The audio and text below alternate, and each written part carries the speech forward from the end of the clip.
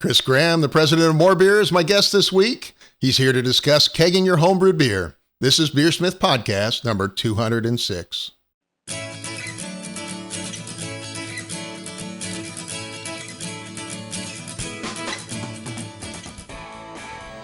This is BeerSmith Podcast number 206, and it's early January 2020. Chris Graham joins me this week to discuss kegging homebrewed beer. Thank you to this week's sponsors, Craft Beer and Brewing Magazine. Every issue of Craft Beer and Brewing Magazine is packed with articles for homebrewers and beer lovers. They're currently offering 20% off their all-access subscription pass with access to videos, brewing courses, exclusive articles, and the Craft Beer and Brewing Magazine. Go to beerandbrewing.com/BeerSmith to get your all-access pass today. Again, that's beerandbrewing.com/BeerSmith. And also the Brew Easy. Brew big in small spaces with the best all-grain, ultra-compact system available. The Brew Easy's revolutionary setup combines batch barge efficiency, brew-in-a-bag simplicity, and the wort clarification of a rim system. It's easy to set up, easy to operate, and easy on the eyes. And with the optional Brew Commander, you can add precise temperature control to your mash automation. With the Brew Easy, you'll discover the definitive proof that size isn't everything. Electric and propane models are available. It's also the system that I brew on. Visit BlickmanEngineering.com for more information. Again, that's BlickmanEngineering.com. And finally, I recently converted the BeerSmithRecipes.com website to support mobile devices and also the majority of the BeerSmith brewing and unit conversion tools. Subscribers to BeerSmith 3 can access 17 brewing tools online from any device, and anyone with an account can browse tens of thousands of recipes.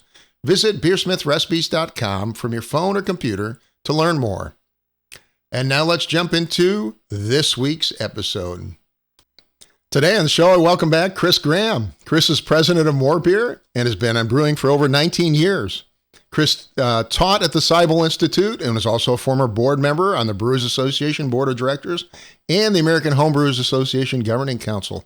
Chris, it's great to have you back. How you doing, man? I'm doing great. Thanks for having me on. How are things up there in Northern California this week? You know, we're good and rainy, and it's the holiday season here, so things are going well. Well, what's going on at More Beer? I think you guys are still growing, right? Still growing. It's a little bit tougher of an environment out there, but tons of new products that are really leading the way for growth. A lot of glycol systems, bigger fermenters, all-in-one brew systems. You can buy about 20 different versions now. Pretty amazing. I was using the plastic bucket for forever, but now you can get all kinds of stuff, huh? Exactly. Well, Chris, a couple of years back, we did a segment on kegging, which was excellent. But today we're going to try and bring people up to date. Before we do, can you talk over maybe some of the advantages of kegging versus bottling? You know, it's the reason I got into it was I loved the fact that it was just one thing to clean up, one thing to set up. And you really, everyone hates cleaning. I mean, let's just face it. I hate cleaning. If you like cleaning, you might want to get tested. So I used to clean 48 some odd bottles for every batch I was going to bottle up. And then I thought, wow, I only have to clean one keg when I do this. Now, cleaning one keg is a little bit more work, but it's just one thing. And that was my lead into the whole thing. But then once I got into kegging, I realized like, oh, this is awesome for pinpointing the carbonation level I want the beer to be at. It's great for parties. I also love it because I can try beers more often, earlier, and I can pour as little as I want. So don't have to open a whole 12 or 22 ounce bottle, especially when the beer is maturing. And let's not just, discount the fact that it's just really cool. People come to your house, cool. They see beer on draft, they love that. It is very cool, and you can take it. You can take it to parties too. Exactly, especially with the onset of these smaller kegs have become really popular now, and or filling a growler off your keg. But yes, quite portable now. Yeah. Well, let's start with the basic components of a keg system. What do you have to do to get started? You're going to need, kind of your main things, your CO2 tank and regulator. You could buy those used, you can get them new. The new prices have come down so far from when I first started doing this that it really doesn't matter which way you go, but it used to be that used was the way to go. But your CO2 tank and regulators are key to the whole thing. Then you need an actual keg. And in the world of kegs, you kind of have your ball lock keg, your pin lock keg, and your Sankey keg. Let's take away Sankey keg. That takes a very unique coupler, a unique tap to open it. Think of just so folks know, though, the Sankey keg is what you would typically get if you bought commercial beer in most cases, right? Exactly. The Bud Miller Coors and most craft breweries, to be honest, come in Sankey keg. It's a single spear, a single piece that you twist onto the keg and then engage to serve out of it. But it's very hard to clean. So most of those breweries have proper equipment to clean them that we don't have at home. So we use the Pepsi and Coke kegs. The Pepsi used ball lock, the Coke used pin lock, and that's kind of the popularity of them. The ball lock uses a quick disconnect that you pull a sleeve up that disengages the balls, allows you to push it on the post. There's a picture of one. Whereas the pin lock, you have 2 or 3 posts, depending on beer or gas, coming off of the fitting, and you twist to lock down your quick disconnect on there. Either one is just fine. In fact, some of us have both inside of our breweries, our home breweries. I will use them to differentiate between soda and beer, or sometimes a sour or something that I just don't want to mix in general population of my beer kegs. It's nice to have that other kind because then you can never accidentally cross post on them. So that determines your keg system. I think the ball's a little more popular. Is that right? I would say the ball lock in terms of homebrewing is the most popular, but I see quite a few pin locks out there. I think it's where you are in the country to what was the most popular around you. So once you have your ball lock or pin lock keg, doesn't matter each way. But the nice thing about a keg is it has generally a nice large opening that you can open up. If you're buying used, you're going to want to replace those O-rings. The beauty is new kegs are almost as inexpensive now as used ones are because used ones are getting harder to find. Yeah, I mean, we switched over, the soda system switched over, I think, in the early 90s, something like that, right? Exactly. And then for a long time, there was like 1 billion used kegs around, which is why we used to pick them up so cheap. But I think I got some for under $20 at one time. I think I bought a whole container at like $2.50 a keg at one point. Wow. Yeah. So, and now we're buying kegs at, not the same price as new, but fairly close to it.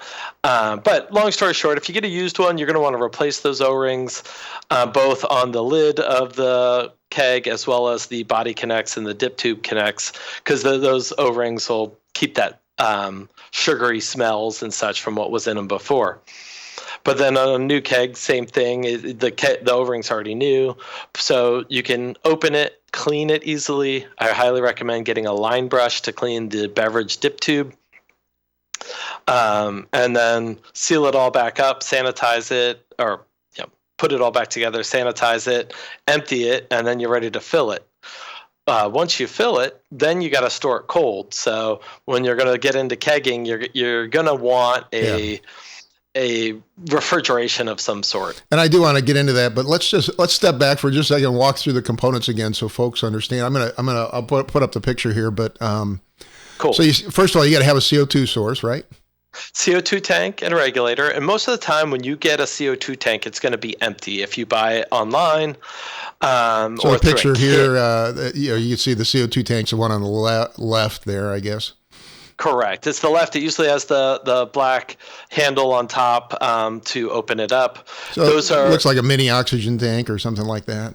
Exactly. And so those you're typically going to do one of two things with. You're going to take it to a gas place and you're going to either swap it, where you might bring them in this beautiful, shiny aluminum tank and they give you back this beat up steel, rusty looking thing. That's what usually happens when I go.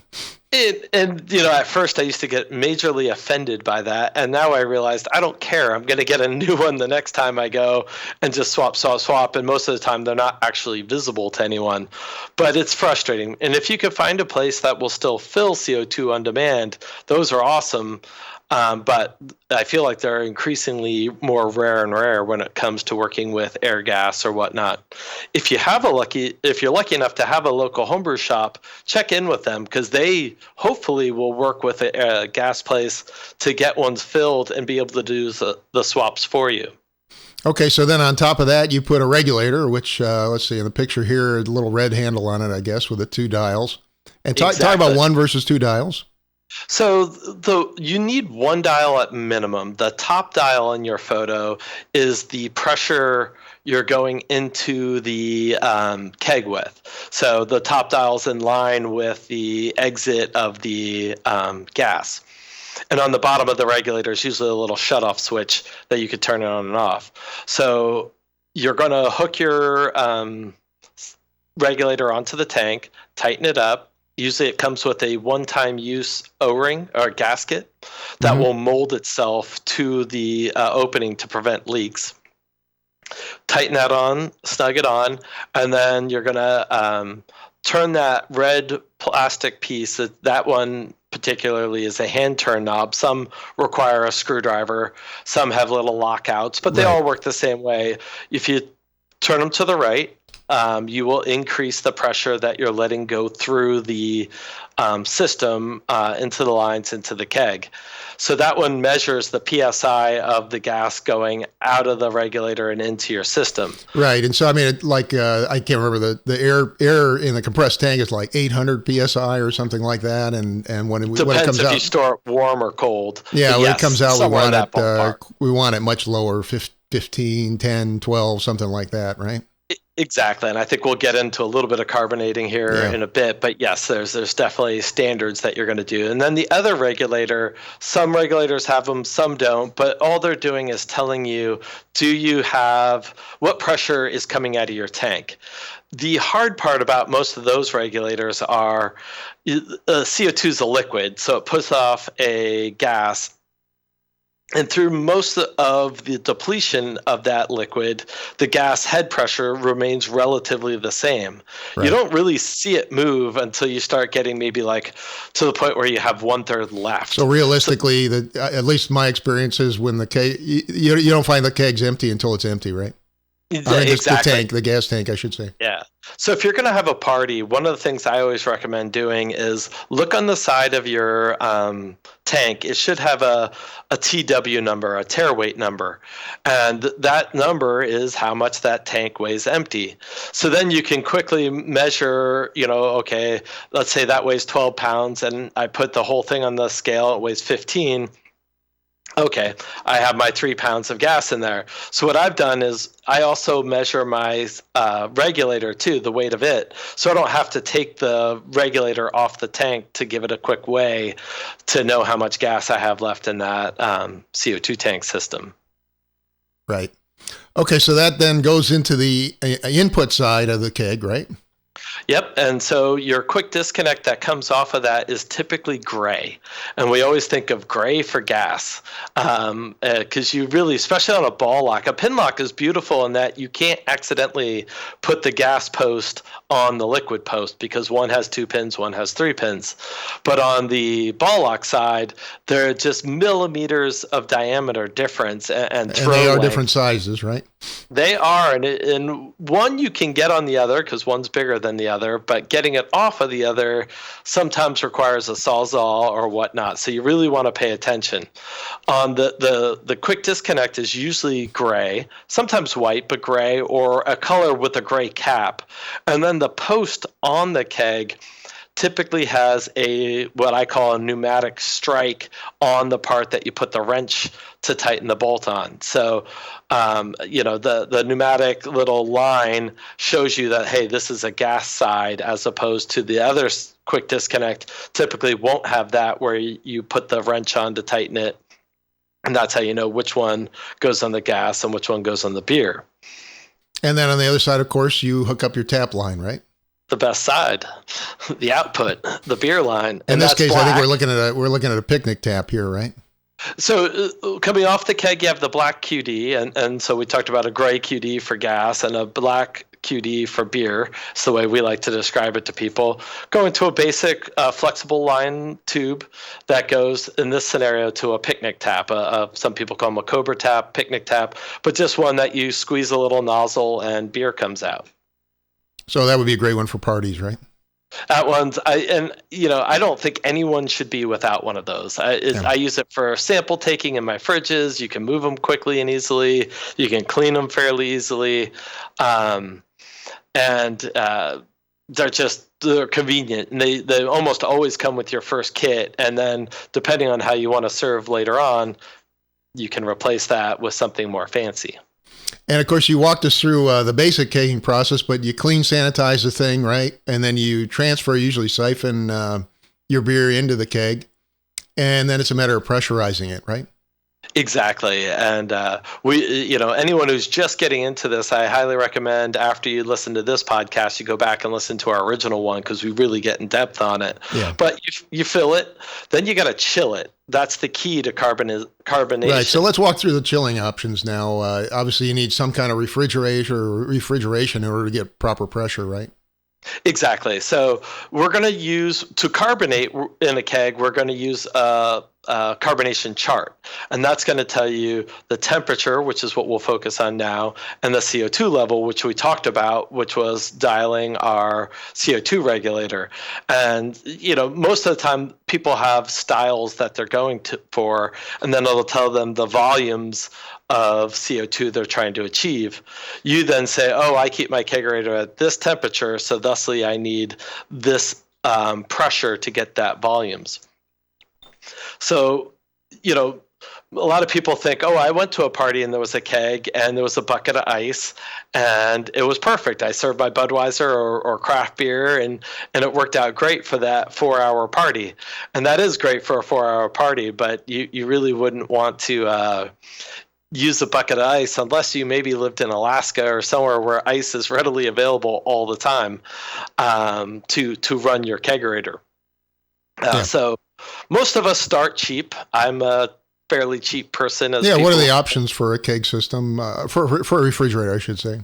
Any old fridge is a great starting point. I can't think of too many homebrewers who didn't take somebody's old fridge, whether it was their own and they got a new one, or they bought one on Craigslist or whatever, and they said, okay, I'm going to turn this into my kegerator. And, they're kind of obnoxious. I'm talking about the standard upright style with either a front, two double door or a single door freezer on top, either way. And the reason I say they're fairly obnoxious is the bottom isn't typically flat. So you usually have to build your own system at the bottom to support the weight of the keg. And often I put my CO2 tank and regulator right in the refrigerator. And in a scenario like that, I'm probably going to have 2 or 3 kegs in there instead of just one. So I'm usually using a plywood or something strong enough and then supporting that, either building a wooden base that can handle that compressor angle or cinder blocks in the front and maybe something in the back to kind of help support the weight. But that's probably your most basic way to do it. And most refrigerators have the right temperature, so you don't even truly, for serving, need an external temp controller. Yeah, I think most of kegs run around 40 degrees Fahrenheit, 5 degrees C, maybe something like that. Totally fine. Anywhere from... I just tell people don't go close to freezing, because when you go close to freezing, that means you go under freezing and then over freezing and under freezing and over freezing. And where the liquid gets thin, meaning the tubing, the quick disconnects, you can run the risk of freezing, and then that's a royal pain. So 35 to 40, 42, those are all fine temperatures as long as it's relatively consistent. And of course, there's other options too, the infamous Keyser and kegerators, right? Of course, there's the young man's game called the chest freezer. And I say that as I'm no longer the young man anymore, because now you're lifting a 5-gallon keg up and over the height of a kegerator to put it down into the chest freezer. And it's hard to do from your walker, right, Chris? It's not that. It's just, those things are usually 36 inches high or 32 inches high, and I'm lifting it over there, and that's not so fun anymore. Mm-hmm. In fact, I know a lot of people who built block and chain pulley systems to put their kegs into their kegerators now. Now, if you go to a freezer, you do need a temperature controller of some kind, right? I was just about to say that. Oh, sorry. Oftentimes, you're going to need a temp. Oh, you're going to need a temp controller, and they're cheap. You can do them, high 20s, and the really, really good ones, the ones that are like bulletproof, are maybe up to 100. And those are like the Johnson ones with the bulb. They're not digital. They're analog, and they're just, I call them bulletproof because I've had ones for close to 20 years now that have gotten ran over by my kids' bikes. Smashed in the door repeatedly where the line goes through, and the things just keep working. And there's a bunch of choices in between, but essentially you plug those into the wall, then you plug the chest freezer into it, and it's regulating when it gets, and then the temp sensor into the kegerator, and then it's now telling your refrigerator when it's going to get power or not. It turns the freezer on and off, right? Yeah. Exactly. So the other thing that often has to be done in a chest freezer is they're oftentimes not quite tall enough to serve out of with a corny keg. So oftentimes people will build a collar just out of 2x4s, 2x6s, 2x8s even. There's a ton of how-tos online where they'll just build that up. And the other advantage to do that is then people will put a shank through them for a faucet to serve out of. So there's 2 ways you could serve out of, or 3 ways you could serve out of a chest freezer. You can either open the door every single time and have our little picnic tap inside, serve yourself a beer and be done. Or you can have, like I said, a collar that goes up. Then you drill 1-inch holes, put a shank through, and have your faucet on the outside, which looks like your average bar where the cold box is right there where they're serving beer. So it looks like beer shanks are just coming from the wall as opposed to the top. Or you can put a tower on top of them. Now, keep in mind, most chest freezers have a really flimsy lid, so you'll have to reinforce that lid before you put the tower on top. But those can look really classy and really nice. And be a nice presentation style. And of course, you can put taps on your regular fridge as well, right? You get it in the right place. We skipped that part. Yeah. So a regular fridge, the typical route for most of us is to just run holes through the front door and put shanks for that. And the nice thing about fridges nowadays is they most of the time don't have Freon running through the front door. They'll maybe super old school ones might have that. That's probably rare. But the sides, you have to be a little bit careful if you're going to drill your holes through the sides that you could accidentally puncture your Freon lines, in which case that fridge is probably toast. It's probably not worth fixing. And then, of course, the last option is a kegerator, right?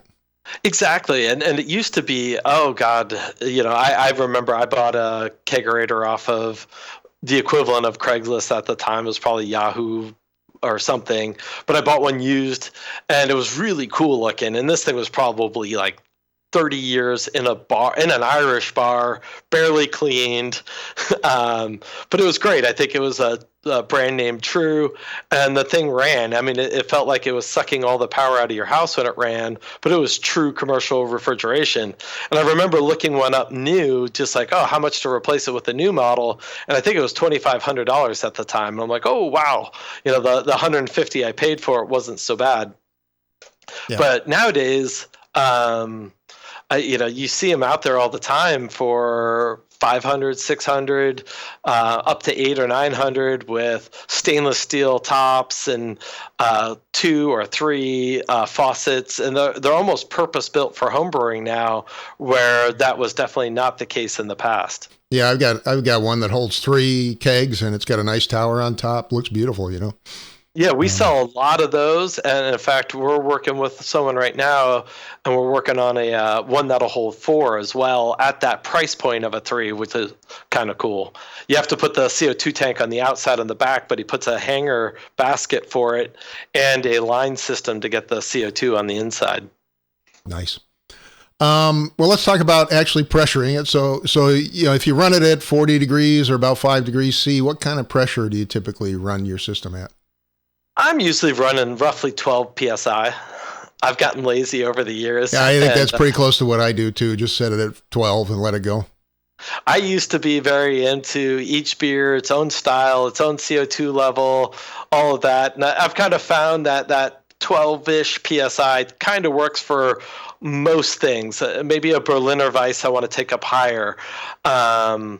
And maybe a certain stout or so I might want to go a little bit lower. But for the most part, that's my sweet spot.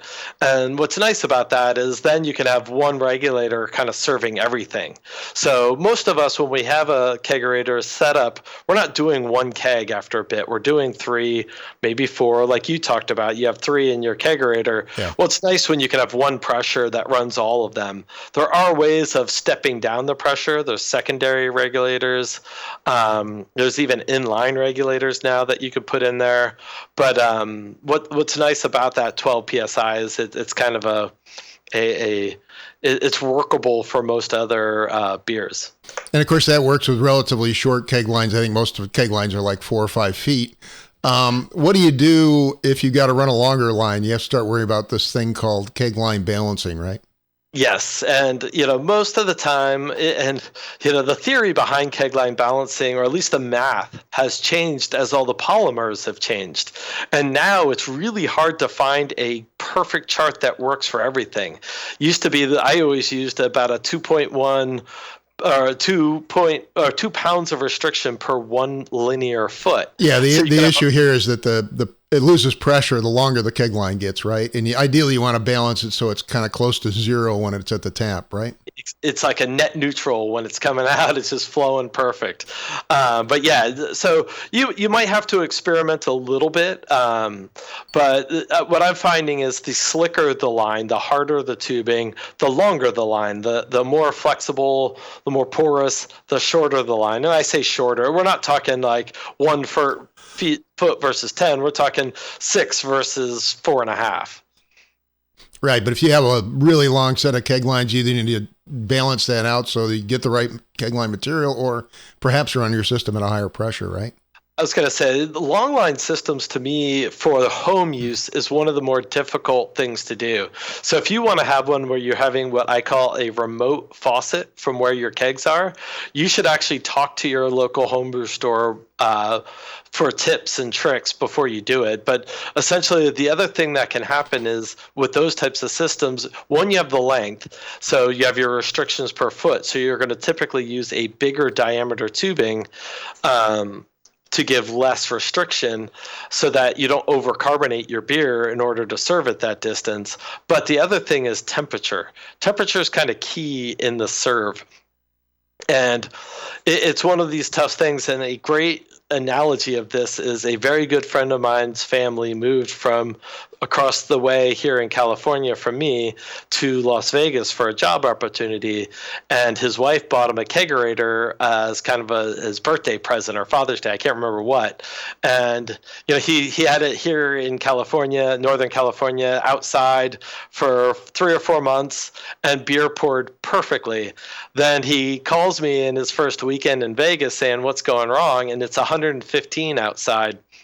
And while the beer is still holding like 40 something degrees, the faucet that the beer was coming out was blazing hot. And what would happen is he would try to fill a pitcher, and in the beginning it's all foam, and as the beer cooled the faucet down, it poured a little bit better and a little bit better and a little bit better and a little bit better. So he was wasting 2 or 3 pitchers of beer trying to get 1 pint of beer served, and I convinced him to just put the kegerator into his garage, and at least helped quite a bit. Even my kegerator, the tower is not really chilled, so a lot of times I'll pour off that little bit of stuff on the top first before I start drinking the beer. Yep, and we sell a little fan kit you can add in if you want. I've seen those, yeah. To help. It doesn't do a ton unless it's running all the time. You can't like turn it on for 5 minutes and expect it to cool it down. But what they do at a bar scenario is they have a glycol system that is running, and usually that's doing multiple purposes. But one of them in a long line system is one of the line runs to the faucets is glycol. Then they have metal loops behind all the faucets, keeping that cool, and then a return line back to the glycol. So they're running this super cooled liquid to help keep the equipment cold. Right. Okay, well, I don't want to spend too much more time on the basic kegging stuff. We did cover it quite a bit in the last episode, so folks that are listening, I encourage you to dive into that. But I did want to cover some of the new aids available. Why don't we start with the floating dip tube, which I hadn't seen? Yeah, the buoy. That thing is highly, highly popular. So if you click onto one of the other pictures of it, we can see that's kind of a cutout of how it goes. And you could, if you click on the picture, you can see it a little closer. But there you go. That's perfect.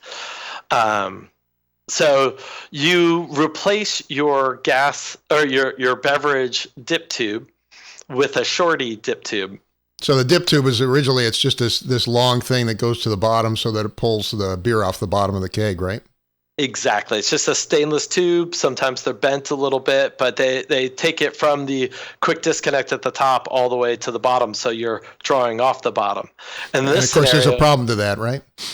Well, most of us who dry hop learn usually pretty early that if we're not really good about keeping everything out of the beer, we clog things up, and that's a bit of a nightmare. Right, because all the sediment ends up on the bottom of the beer as well, or bottom of the keg as well. So it's the first thing that gets sucked up by the tube.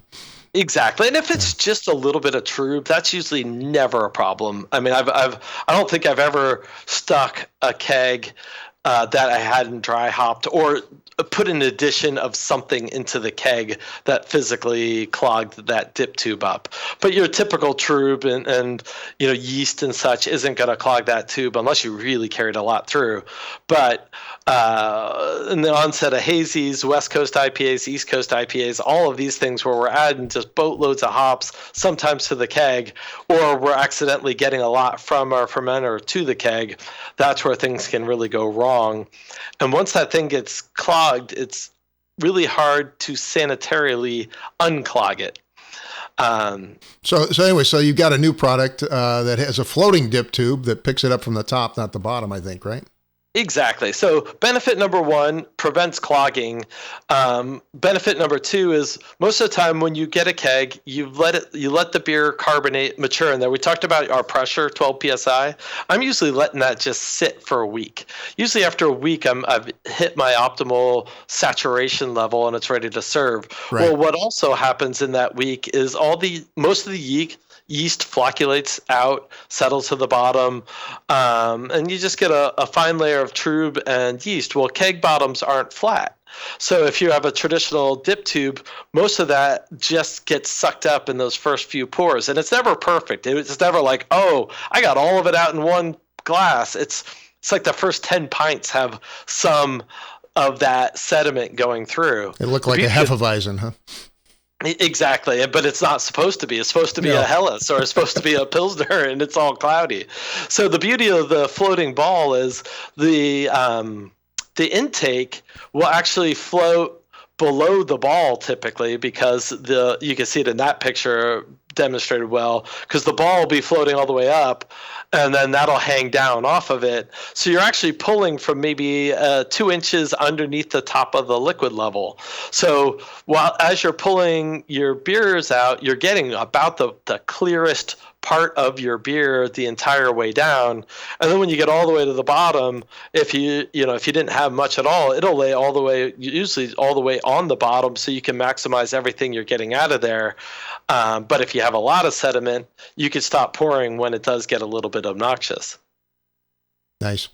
Well, some people are also starting to do pressurized keg transfers and also pressurized fermentation for lagers. If you do that, you can actually reduce the ester level. Tell us a little bit about those, and I've got a couple more pictures here I'll pull up. Cool. Well, the onset of the inexpensive spunding valve has helped this quite a bit. Basically, a valve that allows you to release gas but at a set pressure, and really be able to control it well.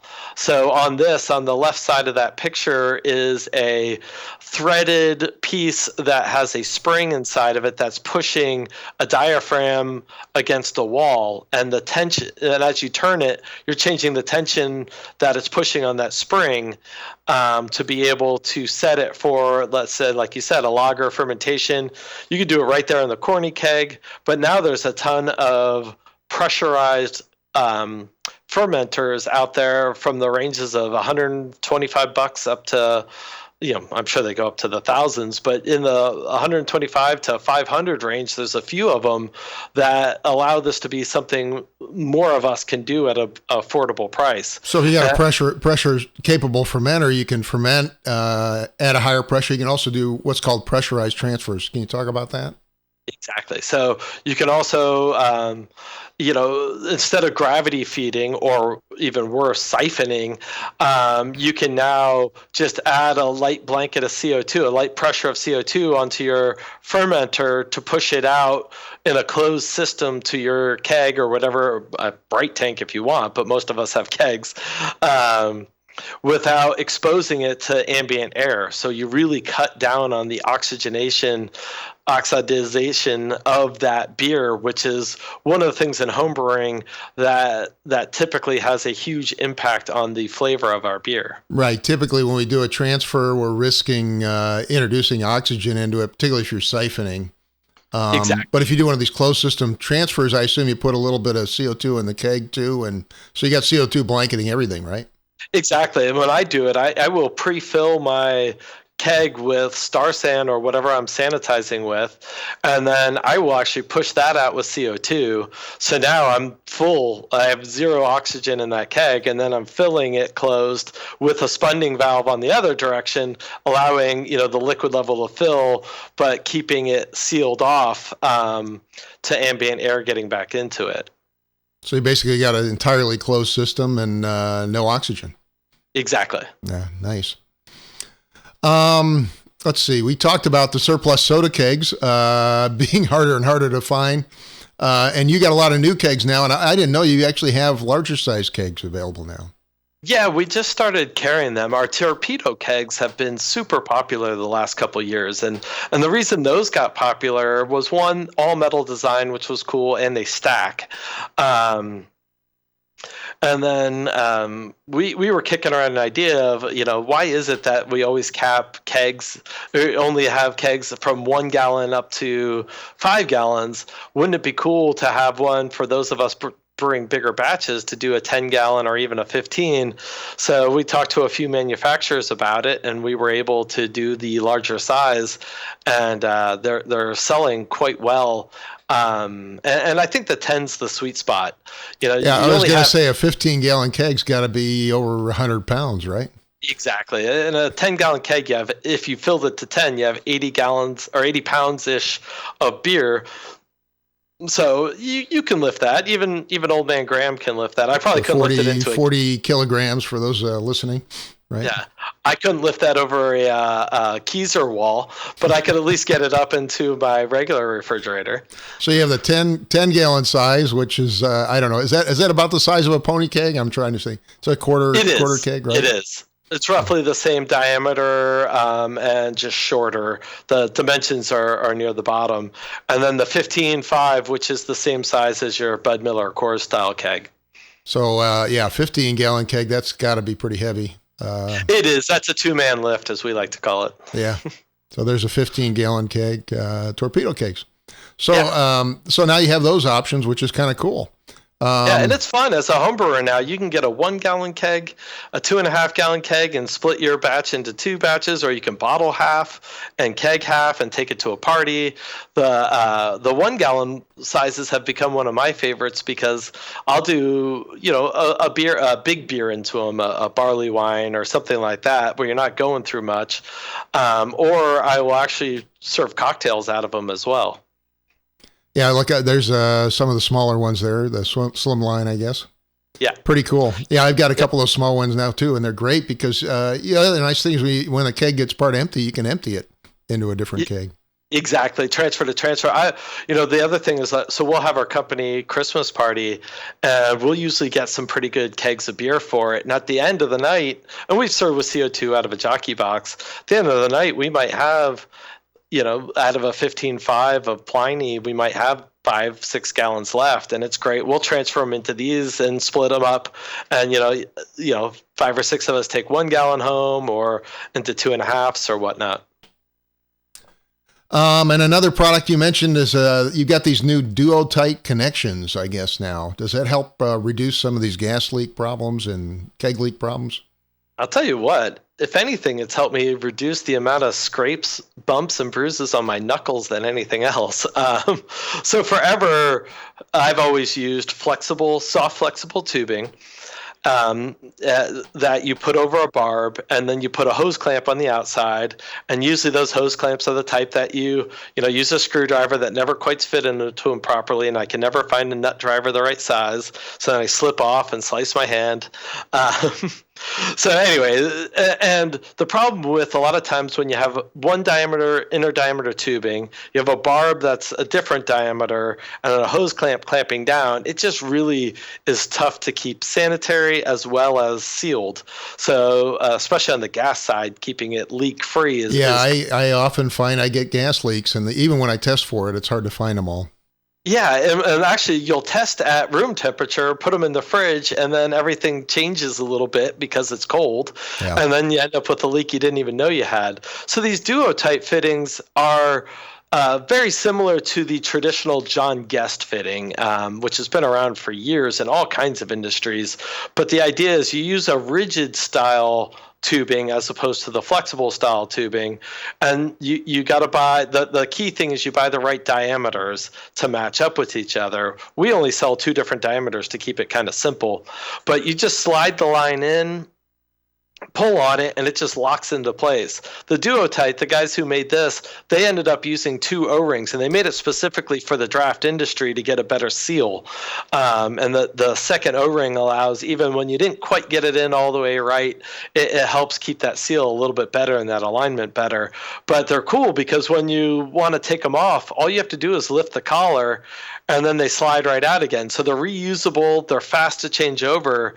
In fact, personally, sometimes I end up with Sankey kegs from friends who own breweries and Corny. And I used to have all kinds of elaborate fittings to switch between the 2 of them.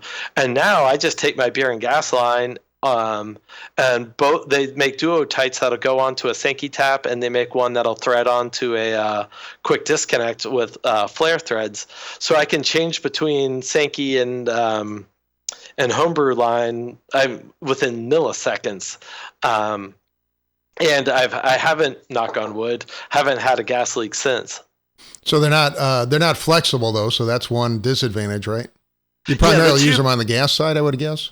I use them on both now. The tubing isn't as flexible. It's plenty flexible. I can open the refrigerator door and the line will flex with that and such. It is. The radius isn't going to be, a tight loop. It's going to be more of an arc. And if you've ever seen a long line system where they have what's called a trunk line, where they wrap a bunch of insulation around 5 or 6 or 10 beer lines that are kind of hard plastic, it's that type of material. Right. So the tubing we sell is called Eva Barrier, and it's kind of the best of all worlds. It's got a little bit of bend, but it also has a lot of great oxygen barrier qualities to it as well. Nice. Well, I also get the question quite often about kegging mead and wine, which you can do at low pressure. How do you do that? My biggest recommendation is to go argon. Argon's a pretty common gas. It's finding it in small tanks. Now, some places will fill argon into a CO2 tank. Some places will fill it into a nitrogen tank. So you really want to, if you're going to do that, I would probably start with where you can get gas and talk to them first. You can do an alley gas, a blend of 70-30, 75-25 CO2. So can you talk for a minute about why pure CO2 is probably not a great option for mead and wine? Well, CO2, and it can be, it can be interesting, but CO2 will absorb into most liquids, so you will get that carbonic acid effect. Sparkling water, any kind of carbonated water where you get that little bit of bite. Well, that gets accentuated in a wine. I don't think that would be very good. Most wines actually have some CO2 in them, but you don't really want to upset that balance, I think, right? Exactly. You don't want to make it even farther on the CO2 side. And then meads, if you want to keep that nice balance of sweetness and taste the honey and all of that, you want an inert gas. And that's probably where I should have started, where you would rather have a nitrogen or argon gas, which is typically just going to push down on the liquid, not be absorbed by the liquid. My personal preference is argon, but nitrogen will work just fine for this. And just like the CO2 tank and regulator we looked at earlier, they sell home-based tanks and regulators. The hard part about nitrogen is it's a gas that never goes into a liquid form at most temperatures. So when you buy your bottle your bottle of gas, they sell it in like the cubic foot because they're just compressing it as compressed as they can get it. So one tank of argon or of nitrogen, only pushes us 2.5, 5 gallon kegs or so, whereas a CO2 tank is a liquid inside of there. So you'll probably 10 to 12 corny kegs worth of beer coming out. Now, I actually researched this a while back. I know a lot of commercial wine systems actually use a CO2 nitrogen mix. And what they do is they actually adjust it. They actually have a mixer, and they adjust that mix to match the wine that they're using and the temperature that they're using. Yeah, so it's kind of interesting. So I've actually been using a CO2 nitrogen, a so-called stout mix with my mead and wine, and it's turned out fine because most of it I keep at room temperature, and turns out the mix is just about right for room temperature. That was going to be my next question is what temperature, because you're totally right. If you're serving high 60s, low 70s, somewhere in that range, then I agree with you. I think beer gas mix of any sort is probably just fine. Yeah, it was kind of interesting. So that's sort of the cheap option. And then, like you said, if you want to go fancy, you can go argon or I've even seen some more recent systems that they're starting to put out where they actually have what they do is they put a bag, like a Mylar bag, inside the keg that holds the wine. Oh, to so they're actually, what they're doing is they're isolating the gas from the wine, right? Oh, that makes perfect sense. Yeah, it's kind of interesting, but I mean, that's not typically something you can do with a homebrew system, at least not yet. Not yet. We'll work on that. Yeah, you need to get some Mylar bags that fit inside the We've already played with this, so it's nothing new, but we haven't found an affordable sanitary version yet. Yeah, it's kind of neat. So there are some options there, though, and it is kind of neat to serve wine off the keg. I agree, and you're going to see it. It's already starting here in California. I don't know about the rest of the country, but it's almost considered a little. I don't want to say elite, but it's becoming prestigious now to see certain wines on tap. Nice. Well, do you have any additional tips for those looking to dive into kegging their homebrew? Go slow. It's easier than you think. We have lots of material on our website, and I know BeerSmith as well, about kegging, PDFs you can download, parts list. Of course, our last podcast, too. I was going to say, our last podcast, if you're just getting into kegging, I would start there because I think we really broke down all the things, lots of pictures. Yeah, watch the YouTube version because we did have a lot of images for that one. Yeah, so I think that's probably your best place to start. But, don't be intimidated by it. It's a lot easier than you would think. Set the CO2 regulator at 12 PSI and you probably can't fail. Never mix up your quick disconnects and you're pretty much good to go. Yeah, I always put a little tape on mine so I know which one's which. That is smart. More people should do that on their lines itself. Like either a 1 and a 2 or 1 for your which faucet it's going to come out of. I typically forget to do that, and then I'm just playing a big I do the same thing with like car batteries, so I don't mix up the positive and negative, We'll blow myself up. I'm a marine battery. That's a smart move. Yeah. Well, Chris, thank you again for coming on the show. Really appreciate you being here. Hey, thanks for having me. And again, my guest today was Mr. Chris Graham. Chris is the president of More Beer and a former AHA and BA board member. Chris, thank you so much for being here. Thanks again. A big thank you to Chris Graham for joining me this week. Thanks also to Craft Beer and Brewing Magazine. They're currently offering 20% off their all-access subscription pass with access to videos, brewing courses, exclusive articles, and the amazing Craft Beer and Brewing Magazine. Go to beerandbrewing.com/BeerSmith to get your all-access pass today. Again, that's beerandbrewing.com/BeerSmith. And also the Brew Easy. Brew big in small spaces with the best all-grain, ultra-compact system available. The Brew Easy's revolutionary setup combines backsparge efficiency, brew-in-a-bag simplicity, and the wart clarification of a rim system. It's easy to set up, easy to operate, and easy on the eyes. Electric and propane models are available. It's also the system I personally brew on. Visit BlickmanEngineering.com for more information. Again, that's BlickmanEngineering.com. And I recently converted the BeerSmith recipe site to support mobile devices and also added the majority of the BeerSmith brewing and unit conversion tools.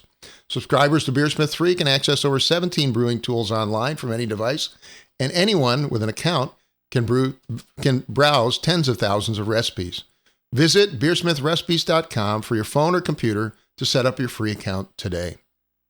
Thank you for listening. I hope you have a great brewing week.